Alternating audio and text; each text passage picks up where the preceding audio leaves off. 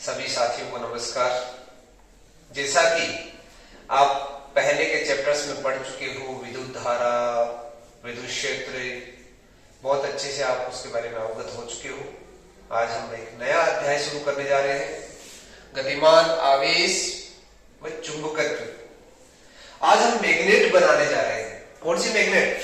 कृत्रिम चुंबक बनाने जा रहे हैं, आर्टिफिशियल मैग्नेट बनाने जा रहे हैं। कैसे बनती है? तो उसके लिए एक सबसे पहले एक प्रयोग हुआ, और वो प्रयोग किसने किया? ओरस्टेड नाम के महान वैज्ञानिक ने किया। यदि वो नहीं होते तो हमारे सामने मैग्नेट नहीं होती, हमारे सामने स्पीकर्स नहीं होते। आज जितनी भी हम लाउड स्पीकर्स यूज करते हैं, डीजे यूज करते हैं, डीजे पर जब पांव थिरकते हैं तो वो सबसे बड़ा खेल किसका होता है? आर्टिफिशियल मैग्नेट, कृत्रिम चुंबक का होता है। तो कृत्रिम चुंबक के बारे में अध्ययन होने से पहले ओरस्टेड ने क्या प्रयोग किया? ओरस्टेड ने प्रयोग किया कि जब एक तार के अंदर किसी सेल की मदद से या बैटरी की मदद से विद्युत धारा प्रवाहित होती है। कौन सी विद्युत धारा? दिष्ट विद्युत धारा प्रवाहित होती है। तब क्योंकि दिष्ट में एक ही दिशा होती है और प्रत्यावर्ती में दोनों दिशाएं होती है, कभी इधर कभी इधर कभी इधर, तो वहां पर यह प्रयोग दोहराया नहीं जा सकता। यहां दिष्ट धारा जब प्रवाहित होती है तब उसके पास में चुंबकीय क्षेत्र उत्पन्न हो जाता है। इसके प्रमाण के लिए उसने 3 डिफरेंट प्रयोग किए। कैसे किए? एक में विद्युत धारा की दिशा ये रखा है, दूसरे वाले में उलट दी। उलटते क्या हुआ? धारा की दिशा बदलते ही क्या हुआ? प्लस से बाहर की ओर होती है हमेशा। तो जो चुंबकीय सुई है, ये क्या है? चुंबकीय सुई। चुंबकीय सुई का क्या कार्य है? किसकी दिशा बताती है? चुंबकीय क्षेत्र की दिशा को बताती है। और इसका प्रयोग हम कहां करते हैं? ज्योग्राफी में हम मैप पढ़ते हैं, पूरे विश्व का मानचित्र बनाते हैं, तो उसमें हम सबसे पहले ऊपर क्या लिखते हैं? उत्तर दिशा, नीचे दक्षिण दिशा। किसने बदलाया? मैग्नेट से। मैग्नेटिक नीडल जो होती है, चुंबकीय सुई होती है, वो दिशा बदलाती है। दिशा सूचक यंत्र बोलते हैं जिसे। अब इस दिशा सूचक यंत्र को हम जब यहां रखते हैं तो एक तरफ इसकी नोक इधर रहती है, जैसे ही पलट जाएगी तो ये नोक नीचे चली जाएगी। मतलब धारा की दिशा पलटने से चुंबकीय क्षेत्र की दिशा पलटती है। दूसरा प्रयोग। तीसरा प्रयोग क्या है? सबसे महत्वपूर्ण प्रयोग ये है, यहां पर कुंजी लगा दी। अब इस कुंजी को एक बार ऑन किया, एक बार ऑफ किया। इससे क्या पता चला कि एक बार तो विद्युत धारा शून्य और एक बार अधिकतम। शून्य और अधिकतम विद्युत धारा के मान में क्या हुआ? परिवर्तन होने से यहां पर बहुत ही शानदार प्रयोग ओरस्टेड को देखने को मिला कि जब विद्युत धारा की दिशा बदलती है तो जो मैग्नेटिक फील्ड प्रोड्यूस होता है, चुंबकीय क्षेत्र जो उत्पन्न होता है, वो चुंबकीय क्षेत्र का मान बदलता है। बहुत ही शानदार बात। यहां पर क्या थी? केवल दिशा का प्रयोग था।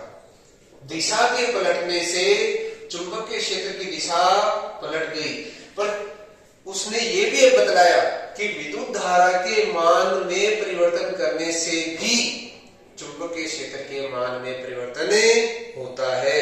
यानी जो मैग्नेट बढ़ती है, कृत्रिम चुंबक जो बनती है, एक तार जिसे हम कृत्रिम चुंबक बोल सकते हैं, वह तार जिसमें विद्युत धारा के दिशा में परिवर्तन से और साथ ही साथ उसके मान में परिवर्तन से चुंबकीय क्षेत्र के मान में परिवर्तन किया जा सकता है, साथ ही दिशा भी परिवर्तित की जा सकती है। अब अपने को कोई भी लाउड स्पीकर बनाना हो, जिस भी फील्ड में अपने को मैग्नेटिक फील्ड चाहिए, जैसे एक्सपेरिमेंट करना हो, रिसर्च करनी हो, तो वहां भी मैग्नेटिक फील्ड चाहिए। तो वो चुंबकीय क्षेत्र, जैसे आप ये समझ लो, बहुत बढ़िया शानदार सा एक्सपेरिमेंट हम दोहराते हैं। जनरेटर में चुंबकीय क्षेत्र चाहिए, नहीं तो जनरेटर कोई काम का नहीं है, फ्लक्स में परिवर्तन तभी तो होगा। तो वहां पर भी चुंबकीय क्षेत्र चाहिए। तो कितना मान चाहिए वो हम यहां वो एग्जैक्ट जो चुंबकीय क्षेत्र का जो मान है वो ओरस्टेड नहीं बता पाया। ये इसकी क्या रहेगी? कमी रहेगी। इस कमी को दोहराने के लिए, इसको त्रुटि को सुधार करने के लिए हमारे पास 2 वैज्ञानिक आए। एक था बायो, दूसरा शावर्ट, और दोनों ने एक नियम दिया और उसने अथाक प्रयोग किए होंगे। ये समझ लो आप।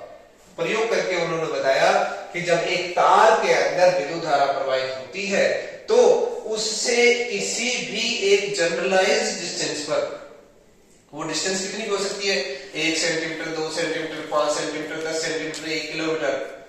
उस पर एक स्थित बिंदु पर यहां पर इस चुंबकीय क्षेत्र का मान क्या होगा, ये बताने वाले कौन है, बायो और सावर्ट। किसकी सहायता से, ये एक नियम की सहायता से जो कभी बदलता नहीं है।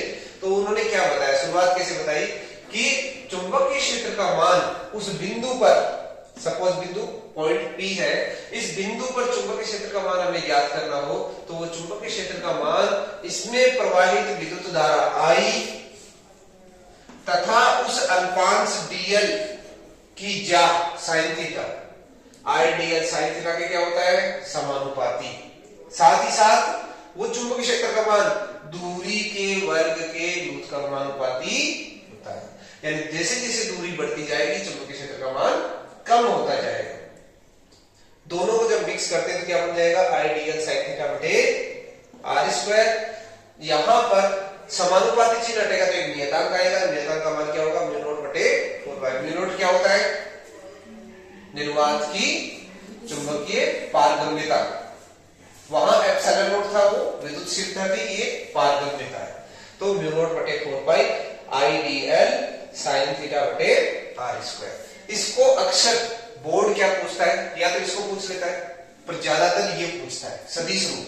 सदिश रूप में कैसे बदलेंगे, चूंकि चुंबकीय क्षेत्र एक सदिश राशि होती है तो इसके ऊपर वेक्टर लगा दो, म्यू नॉट बटे 4 I dl, I एक सदिश राशि नहीं है तो dl एक सदिश है, r दूरी भी एक, विस्थापन भी एक सदिश है, दोनों का क्या है, क्रॉस प्रोडक्ट है, सदिश गुणनफल है। और दोनों के सदिश गुणनफल से क्या आएगा, एक सदिश राशि आएगी dl sin थीटा, यहां पर n के ये बटे r क्यूब लिख देना चाहिए, यहाँ r की जगह क्या आ जाएगा, r क्यूब, क्योंकि यहाँ पर r वेक्टर अपॉन r आ जाएगा, r से r कट जाएगा, n के आ जाएगा। तो सदिश रूप में या तो ये या ये दोनों चीज सही, ठीक है। तो ये कई बार ये पूछ लेता है कि इसके बायो सावर्ट नियम के सदिश रूप लिखिए, 1 नंबर में प्रश्न पूछा जा सकता है, ठीक है। बाकी का टॉपिक पढ़ते हैं नेक्स्ट सेक्शन में।